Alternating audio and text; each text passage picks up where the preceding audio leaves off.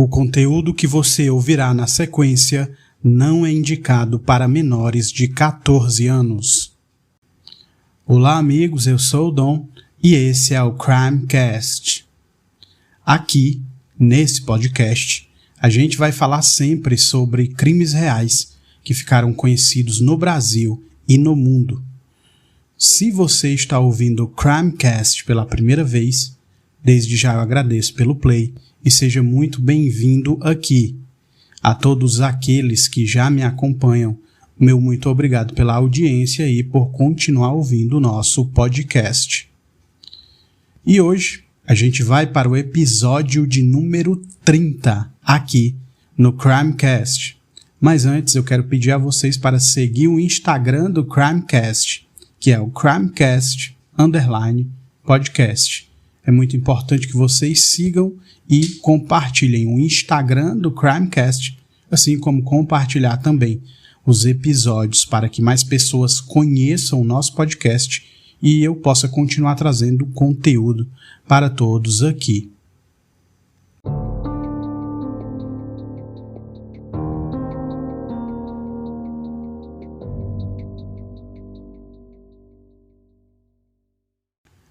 Então, amigos, é isso. Nós vamos hoje para o primeiro episódio do ano de 2023. Desde já eu agradeço a todos que continuam me ouvindo. Desejo aí um feliz ano novo para todos vocês. E desejo também, óbvio, que vocês continuem me ouvindo aí. Quem puder compartilhar o Crimecast, eu agradeceria muito. Então, amigos, o primeiro episódio do Crimecast no ano de 2023 é a segunda parte do caso da garotinha JonBenét. Quem não ouviu ainda, volta aí, né? Tem a primeira parte já. Depois você volta aqui na parte 2 do caso JonBenét. Quem já ouviu a primeira parte, vocês lembram que a gente terminou ali num momento em que a polícia de Boulder tem quase que a certeza de que os pais da garota são os culpados, mas eles não conseguem ter provas suficientes para acusar os Ramseys, né, o pai e a mãe da JonBenét. Mesmo depois de um interrogatório tenso e quase 24 horas de interrogatório, ainda não há uma solução, mas a polícia acredita na culpa dos pais e os pais começam a jogar ali as suspeitas para longe deles. E, inclusive, oferecem uma recompensa por informações no valor de $100 mil. Então é isso, amigos. A gente vai agora para a segunda parte do caso da garota JonBenét.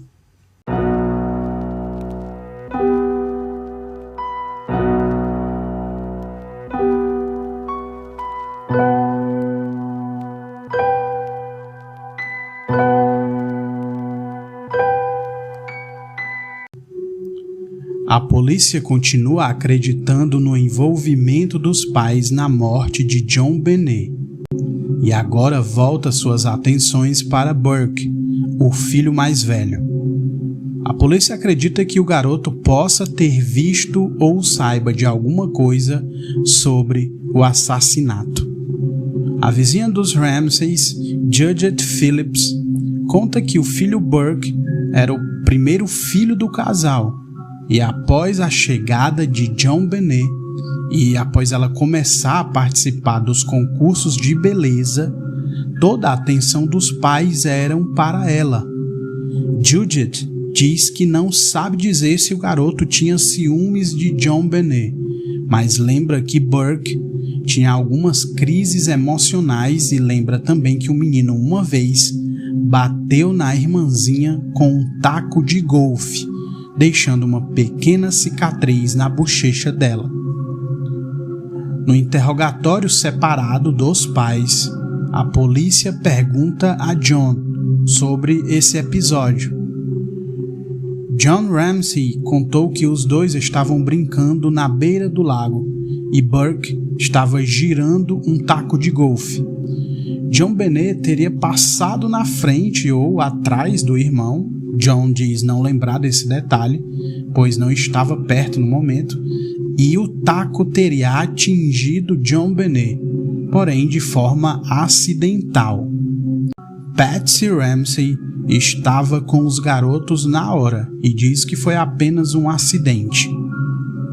Mesmo assim, começa a se levantar a hipótese de Burke ter batido na cabeça de JonBenét naquela noite, e os pais decidem então proteger o filho, criando toda aquela história de bilhete e sequestro.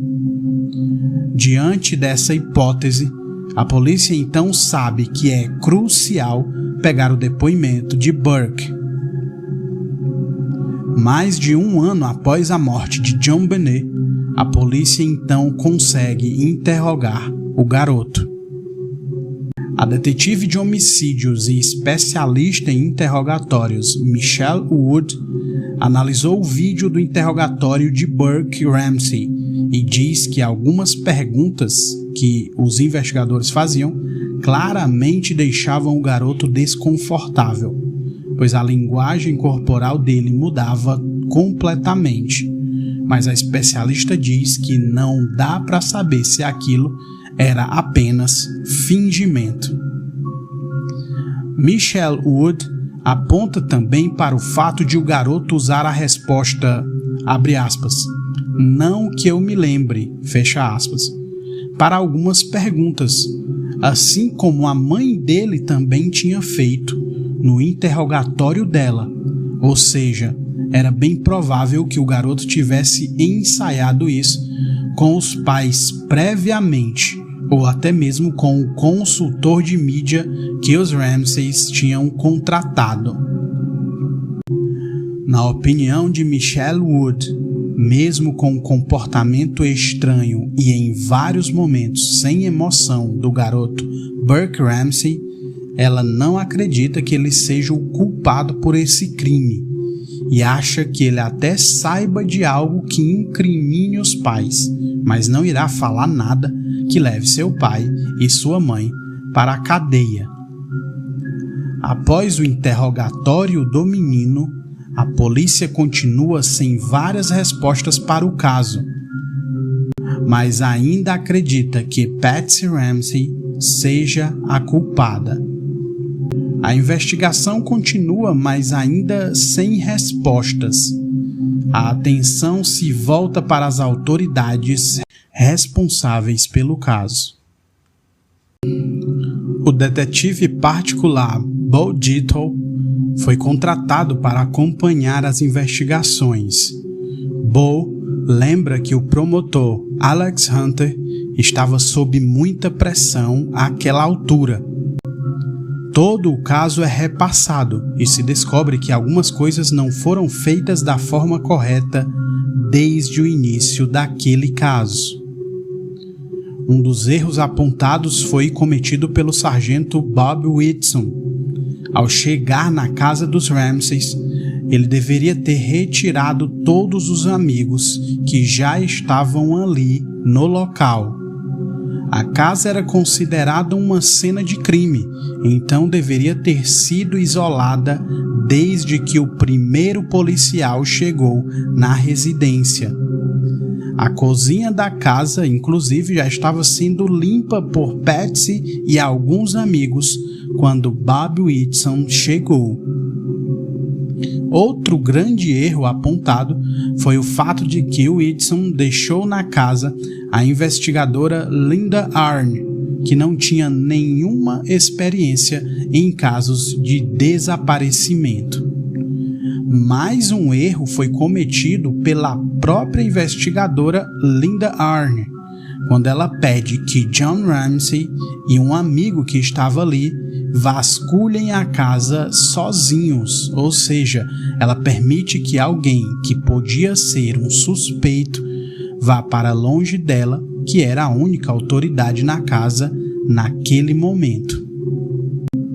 Além disso, Coincidentemente, é nessa hora que o corpo de JonBenét é encontrado e é retirado da cena do crime, sendo levado para a sala.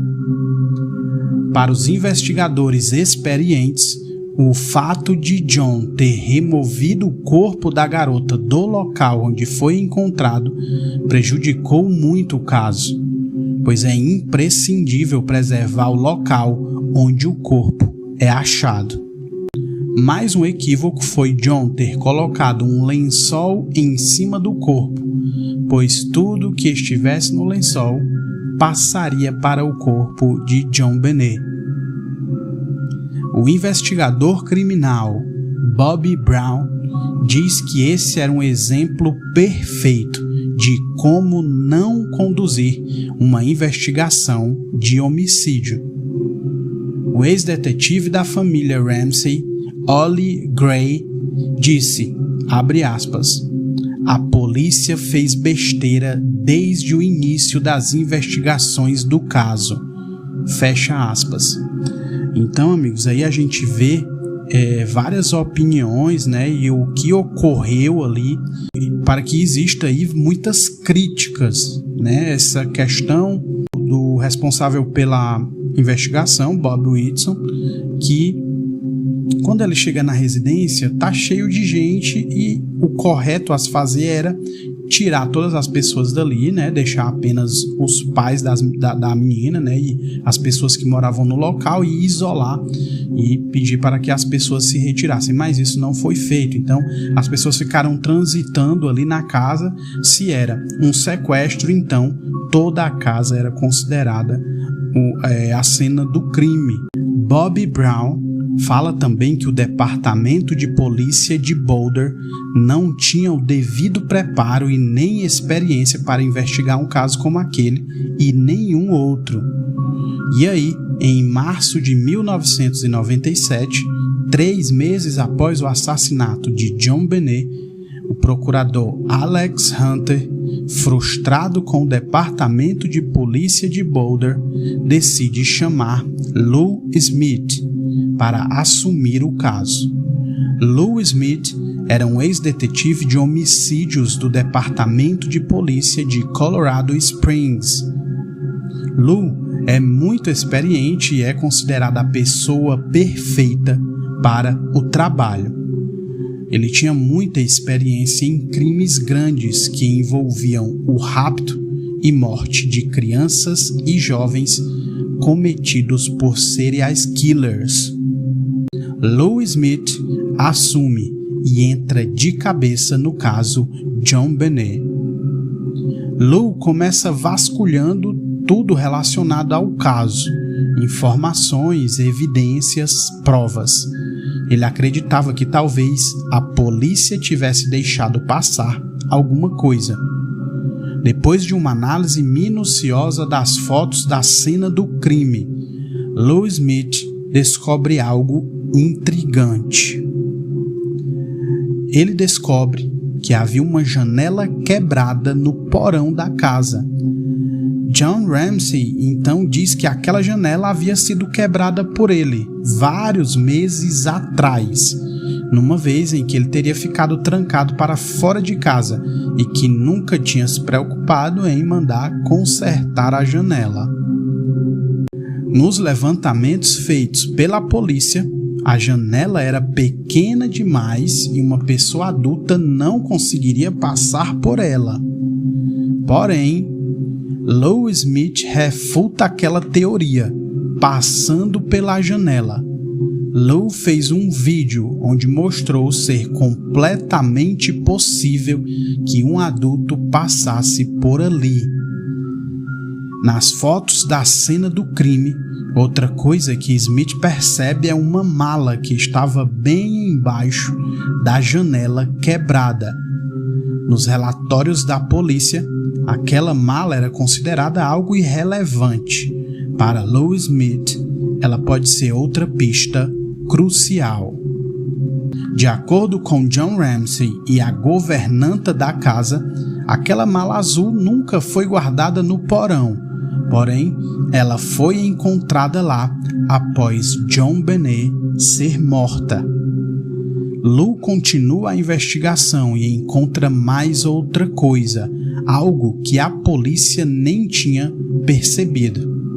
Era a marca de uma pegada parcial no cimento, perto de onde o corpo de JonBenét foi encontrado. Lou Smith consegue estabelecer que a pegada era de uma marca específica de bota.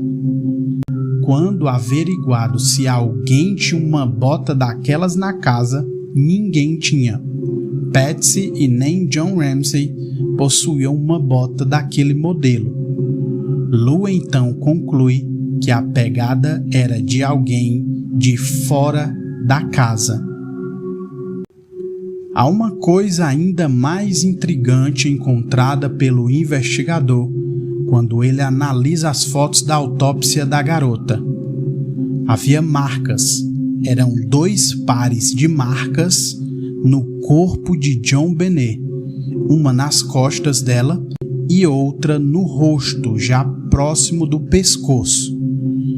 A polícia de Boulder disse que as marcas foram causadas por um objeto desconhecido, mas por causa da posição exata das marcas, Smith determina que elas só poderiam ter sido causadas por um objeto: uma arma de choque.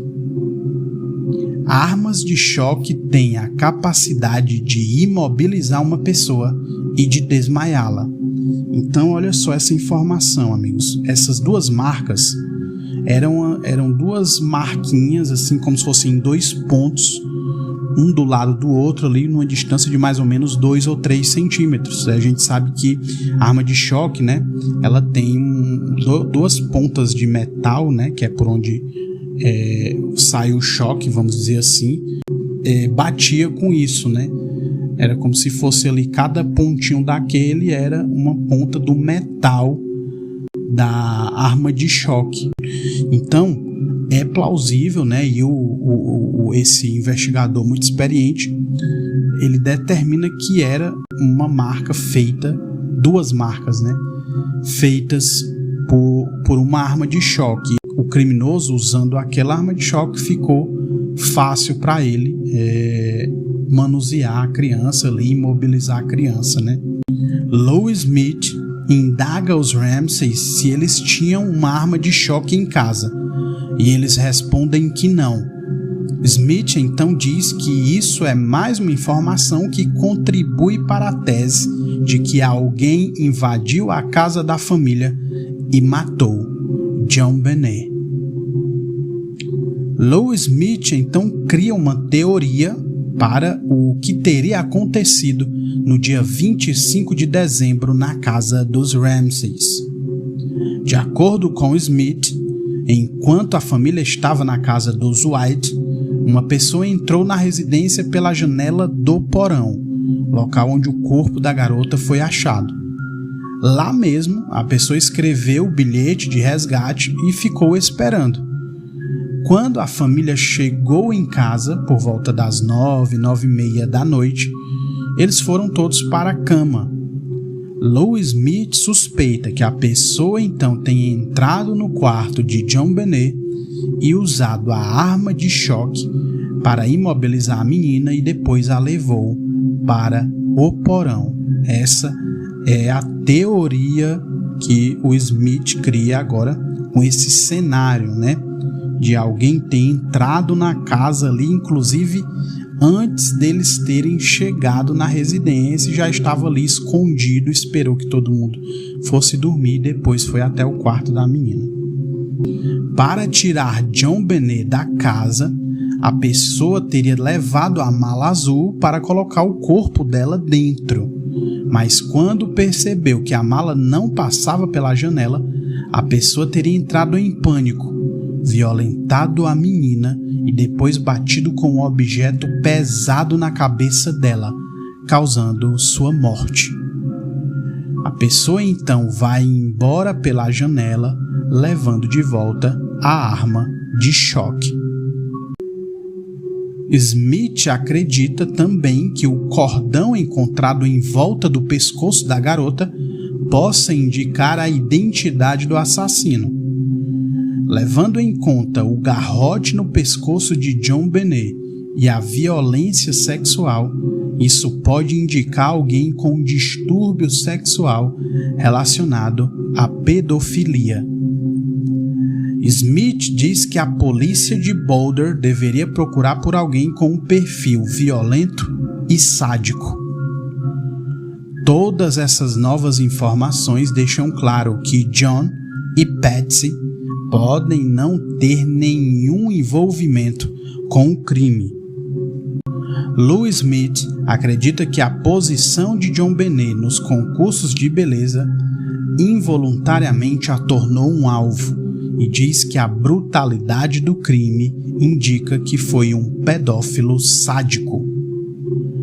Após quase um ano das investigações de Lou Smith, surge uma evidência crucial que apoia ainda mais sua teoria.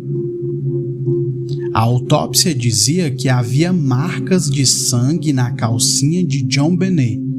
Um exame feito mostrou uma mistura de DNA. O especialista em análise de DNA, Dan Crane, diz que parte do DNA era dela, mas havia um pouco de DNA de outra pessoa. Com essa amostra foi constatado que esse outro DNA não pertencia a ninguém da família, não era de Burke, de Patsy e nem de John Ramsey. Olha só essa evidência, amigos. Ele consegue colher uma amostra de DNA ali, né, no cadáver da garota, e havia DNA dela e de outra pessoa, mas o DNA de outra pessoa não bate com ninguém da família. Ficou claro então que era preciso investigar pessoas que estivessem naquela região de Boulder nos dias 25 e 26 de dezembro de 96. Lou Smith interroga John Ramsey em 1998 e John acabou sugerindo que um amigo da família poderia ser o assassino de JonBenét. O nome do amigo em questão era Bill McReynolds. Bill McReynolds era um professor de jornalismo aposentado e tinha uma aparência bem característica. Bill tinha cabelo branco e uma barba bem grande, muito parecido com o Papai Noel. Ele havia inclusive feito o papel de Papai Noel na televisão e tinha sido o Papai Noel também nas festas de Natal de amigos dos Ramseys. John e Patsy contam ao investigador Smith que sempre acharam que havia algo de estranho com McReynolds.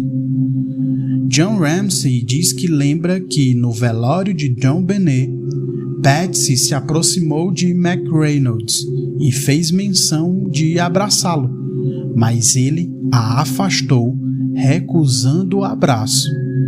Eles ficaram se perguntando se o homem estaria de consciência pesada, então não conseguia nem abraçar a mãe de JonBenét. Outra coisa estranha dita por John Ramsey sobre Bill McReynolds é que nas semanas após a morte de JonBenét, ele parecia querer chamar a atenção de alguma forma. John lembra que ele apareceu meio que de repente em um programa chamado Today Show, no meio do programa. Bill falou que adorava a família Ramsey e que eles, na verdade, o tinham adotado como membro da família e, no final, diz que as pessoas não valorizam as crianças como elas merecem. Ao verem aquilo, muitas pessoas acharam o comportamento de McReynolds bem estranho, levantando certas suspeitas sobre ele. Então, amigos, para a gente explicar essa questão de ele aparecer num programa, como o John Ramsey contou, é que, como eu disse antes, né, ele já tinha se apresentado na TV e tal, então teria ali alguma facilidade de ir a algum programa e tal, e os Ramseys achavam que ele estava tipo forçando ali isso, né, de conseguir um espaço para falar alguma coisa. E ele fala isso sobre os Ramsays, né, e fala essa frase sobre as crianças e tal, e muita gente achou assim muito estranho, tanto o que ele fala como o comportamento dele, né. John Ramsay contou também a Lou Smith que Bill e JonBenét tinham uma ligação especial, pois a menina o idolatrava como Papai Noel.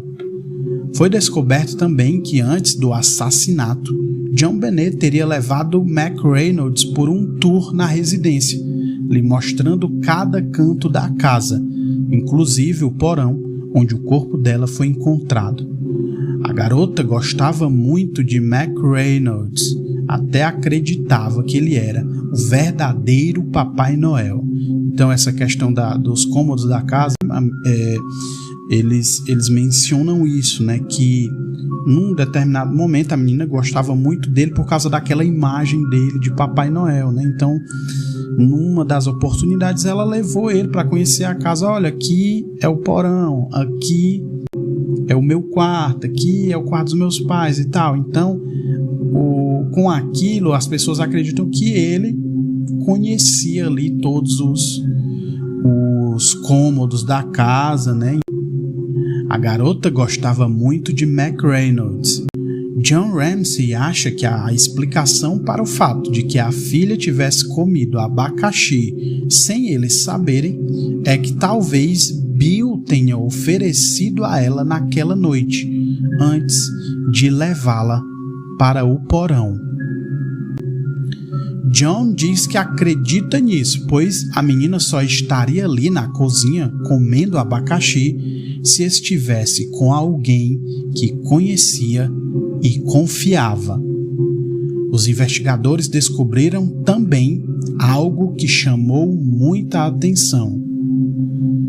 Bill McReynolds deu um bilhete a JonBenét dias antes do Natal, que dizia o seguinte: algo muito especial vai acontecer com você depois do Natal. A que McReynolds estaria se referindo nesse bilhete?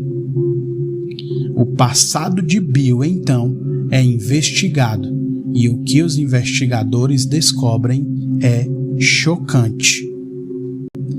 Bill McReynolds teve a própria filha e uma amiguinha dela sequestradas, sendo que uma das garotas foi molestada por um maníaco sexual.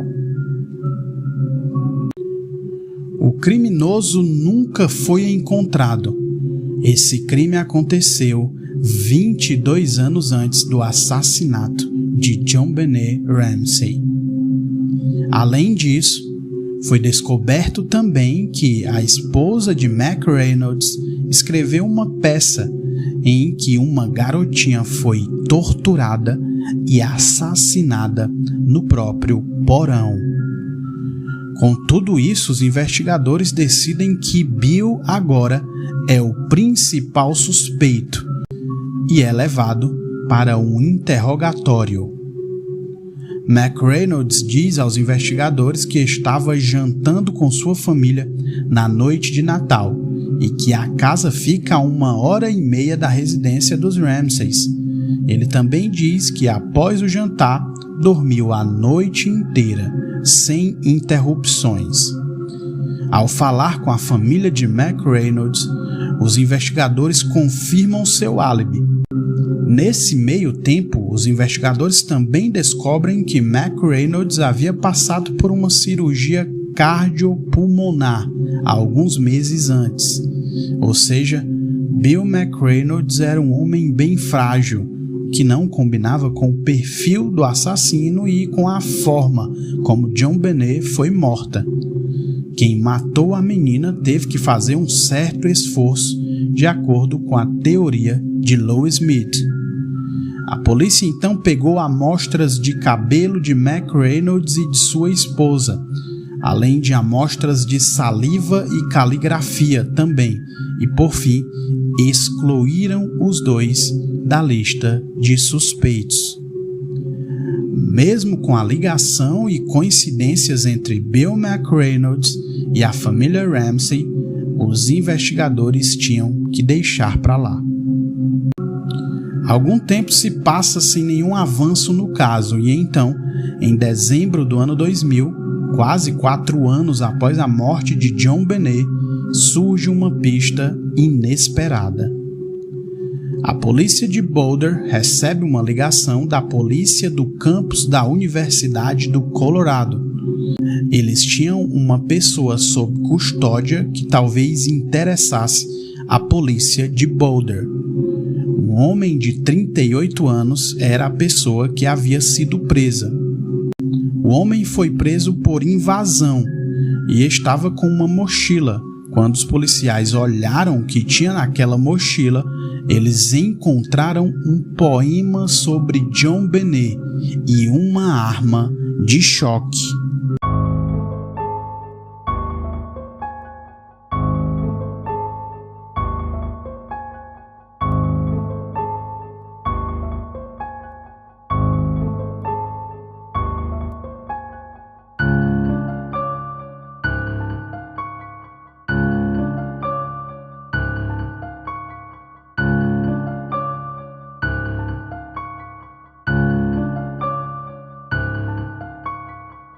O nome do homem é Gary Oliva. A polícia descobriu algumas informações muito interessantes sobre ele. Ele já tinha sido condenado por molestar crianças em Oregon, onde ele abusou de uma garotinha. Gary também ficou um tempo preso por tentar estrangular a própria mãe com um fio de telefone. É descoberto também que ele já havia sido diagnosticado com esquizofrenia paranoide e vivia tendo problemas com a família, pois estava sempre fora de controle. A polícia também apura que Gary estava na região de Boulder na época em que John Benet foi morta. Gary Oliva era morador de rua que, em determinado momento, foi acolhido num abrigo comunitário. Esse abrigo ficava bem próximo à casa dos Ramseys, cerca de 9 ou 10 casas de distância da casa da família. A polícia acredita que Gary possa ter passado em frente à casa deles algumas vezes e, em algum momento, teria visto John Benet. Os investigadores também descobrem algo inacreditável. 1 ano após a data da morte de John Benet, a família fez uma vigília em homenagem à garota. E Gary Oliva estava nessa vigília. Detetives e investigadores dizem que alguns assassinos gostam de fazer isso. É algo doentio que eles gostam de fazer. Ver de perto o que eles causaram. A polícia pergunta a Gary Oliva sobre o poema que ele escreveu, chamado Ode a John Benet. Gary admite para a polícia que tinha uma obsessão por John Benet e que até tinha sonhado com a garota após o assassinato. O mais assustador é que Gary admite também que criou um altar para a menina em sua casa, com várias fotos que ele havia tirado da internet, fotos dela nos concursos de beleza, algo doentio. Mas Gary diz à polícia que nunca machucaria John Benet, pois a amava, e diz também que em vários momentos ele olhava para as fotos dela e chorava. Olha só que bizarro, mano. O cara tinha um altar que ele criou para a menina e tinha várias fotos, né? Ele pegava da internet, imprimia as fotos e era um verdadeiro altar, com fotos, com velas ali acesas. Sobre a arma de choque, Gary diz que um amigo havia lhe dado e servia apenas para proteção pessoal. A polícia, obviamente, não está convencida e decide que vai submeter Gary a uma bateria de testes.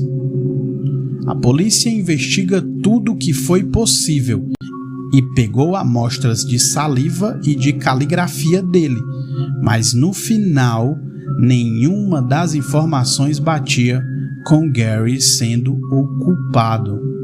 Os investigadores não conseguiram encaixar Gary Oliva na cena do crime. Eles voltam então para a estaca zero. É então que um crime, aparentemente sem nenhuma relação com o caso, leva a um novo suspeito. No Dia dos Namorados de 1997, o mecânico John Kennedy, morador de Boulder, diz que viu a polícia cercar a casa num terreno de um ferro velho. John lembra que parou o carro e foi falar com a polícia e perguntou o que havia acontecido. Um policial responde que alguém na casa estava morto. John descobre que a pessoa morta lá dentro era seu amigo de longa data, Michael Helgood, de 26 anos. John conta que conheceu Michael no ferro velho e que ele era um dos 3 irmãos que eram donos daquele ferro velho. John Kennedy descobre que havia uma suspeita de que o amigo tinha se suicidado, pois seu corpo foi encontrado em uma cama com um tiro e uma arma estava perto dele. A polícia então confirma que foi um suicídio e John diz que nunca imaginou que o amigo fosse capaz de se matar. John conta que algum tempo depois viu na televisão sobre o caso da garota JonBenét e sobre o bilhete de resgate que foi deixado. John diz que viu sobre o valor pedido de $118 mil e logo lembrou de uma conversa que teve com o amigo Michael em novembro de 96. John Kennedy diz que Michael estava eufórico e parecia estar feliz. Ele então pergunta qual o motivo daquela felicidade. Segundo John, o amigo lhe respondeu que ele e um parceiro iriam fazer um negócio de Natal que lhes renderia entre $50 e $60 mil para cada um. John decidiu não perguntar mais detalhes sobre aquilo, e o amigo finalizou aquela conversa dizendo que, com o valor, eles poderiam terminar todos os carros que eles tinham para consertar. Após ver o valor do resgate pedido no bilhete do caso JonBenét, John Kennedy ligou aquilo ao valor que o amigo tinha lhe contado sobre o tal negócio de Natal. Por esse motivo, ele achou aquilo suspeito. Mas, de acordo com Kennedy, o amigo nunca recebeu o dinheiro. John Kennedy conta que lá pelo dia 3 ou 4 de janeiro foi ver o amigo e perguntou pelo tal negócio de Natal. Michael respondeu a John que o negócio não aconteceu, pois algo teria dado errado. Outra coisa que fazia John suspeitar de Michael era que Michael tinha um histórico de agredir, torturar e matar animais. John lembra que o amigo tinha o hábito de atirar em gatos quando estava com sua arma e lembra também de uma cena horrível em que viu Michael matar gatos filhotes, animais bem pequenos, puxando o pescoço deles. Olha que imundo, né, esse cara, bicho? Olha que infeliz. Mais um fato chocante sobre Michael foi o episódio em que ele molestou a filha de uma antiga namorada. A própria namorada o flagrou pelado, debaixo das cobertas com a filha dela em seu colo. Michael respondeu para a namorada que não se aguentava quando estava perto da menina. Olha só, bicho, esse Michael. Como que existe gente assim? John Kennedy fala também de algo perturbador que Michael teria falado para ele. John lembra que era o mês de setembro e os dois caminhavam no fim do dia e conversavam quando, de repente, meio que do nada, Michael fala o seguinte, abre aspas, eu queria saber como é esmagar um crânio humano, fecha aspas. E aí vocês lembram que a JonBenét, ela tinha uma marca na cabeça, né, causada por uma pancada muito forte, que inclusive fraturou o crânio dela. Então é por isso, né, por esses vários motivos aí que esse John Kennedy, ele liga esse Michael a o crime da JonBenét, como o Michael sendo talvez o possível culpado pelo crime. Com as suspeitas sobre o amigo cada vez mais fortes, John Kennedy decidiu ligar para a polícia e repassar aquelas informações para os investigadores. A polícia não se interessa em Michael como um suspeito, mas o investigador Lou Smith, sim. Lou vasculha as evidências da morte de Michael e algo lhe chamou a atenção. Quando Lou viu as imagens da cena do crime de Michael, concluiu que Michael Helgott poderia sim ter sido o assassino de JonBenét. A primeira coisa que dá para ver no local onde Michael morreu, bem na frente da porta, é um par de botas. Uma das evidências encontradas por Lou Smith no caso JonBenét era uma pegada parcial de uma bota. Havia também uma arma de choque ao lado do corpo de Michael. E se apurou também que aquela arma de choque era do mesmo tipo da que tinha sido usada na morte de JonBenét. Com todas essas informações, John Kennedy diz que acredita que Michael, seu amigo, está sim envolvido na morte de JonBenét. Lou Smith imagina o cenário com Michael e seu parceiro sendo os responsáveis pelo assassinato de JonBenét e diz que os dois entraram na casa dos Ramseys para sequestrar a garota, mas as coisas deram errado e eles acabaram matando a menina acidentalmente. Enquanto Smith analisa o caso, ele começa a observar as circunstâncias da morte de Michael. Dentre as evidências havia a foto de um travesseiro que tinha um buraco de bala. Michael morava ali sozinho e Lou se pergunta se aquele travesseiro havia sido usado para abafar o som de um disparo de arma de fogo. Lou pensa o seguinte: por que ele ia se preocupar em abafar o ruído de um tiro se ele mora sozinho? É descoberto que Michael era destro, mas o tiro que o matou veio do lado esquerdo. Nos relatórios foi dito também que a bala viajou de baixo para cima e não atravessou o corpo. A bala ficou alojada dentro dele. Com todas essas informações, surge a suspeita de que Michael, na verdade, não tinha se suicidado, e sim teria sido assassinado. Mas por qual motivo alguém teria matado Michael Helgott? John Kennedy acredita na possibilidade de queima de arquivo.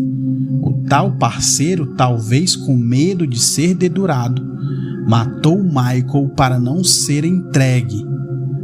A polícia ainda acha que não há provas suficientes para dizer que Michael era o culpado pela morte de JonBenét. Então Lou Smith e sua equipe pressionam a polícia para que eles comparem a bota de Michael com a pegada de bota encontrada na cena do crime de JonBenét. A polícia de Boulder diz que as pegadas não batem, porém não mostra nenhum teste que comprovasse que as pegadas não combinavam. Olha só essa informação. A polícia continua achando que aquela história do Michael ter sido o culpado pelo crime era uma besteira. O Louis Smith pede que eles comparem ali a bota que tinha na cena do crime do Michael com a pegada que foi encontrada na cena do crime da JonBenét. E a polícia diz só o seguinte: não bate, não bateu, mas não mostrou o teste feito, né, que comprovasse ali que realmente as pegadas não combinavam. Eles apenas disseram: não, as pegadas não batem. O clima entre o departamento de polícia e a equipe de Louis Smith não era nada cooperativo e muito menos amistoso, e isso acaba fazendo o investigador pedir para sair do caso. A polícia de Boulder ainda acredita na teoria em que os pais são os culpados pela morte de JonBenét, e Louis Smith temia que o casal fosse culpado e condenado pelo caso, então ele decidiu por se distanciar. Sem poder contar mais com Louis Smith e sob forte pressão, o procurador Alex Hunter decide então abrir um inquérito civil. O objetivo do inquérito é determinar se há evidências suficientes para acusar algum dos suspeitos envolvidos no caso. Em setembro de 1998, é dado início ao inquérito civil. Mais de 30.000 evidências foram examinadas. O que acontece depois, sob portas fechadas, determinará o destino dos Ramseys.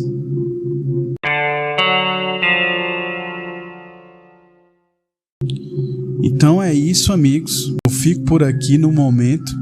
Essa é a segunda parte dessa história, que tem muitos suspeitos, e aí cada suspeito vai sendo excluído, né? Vai sendo descartado, e as coisas não andam. E aí o procurador decide abrir esse inquérito civil, né? Quando ele abre esse inquérito civil, ele quer verificar se há evidências suficientes para pegar ali algum dos suspeitos envolvidos no caso e acusar. E aí isso obviamente inclui a Patsy Ramsey e o John Ramsey. É isso, amigos. Na semana que vem eu volto com o final dessa história aqui no Crimecast.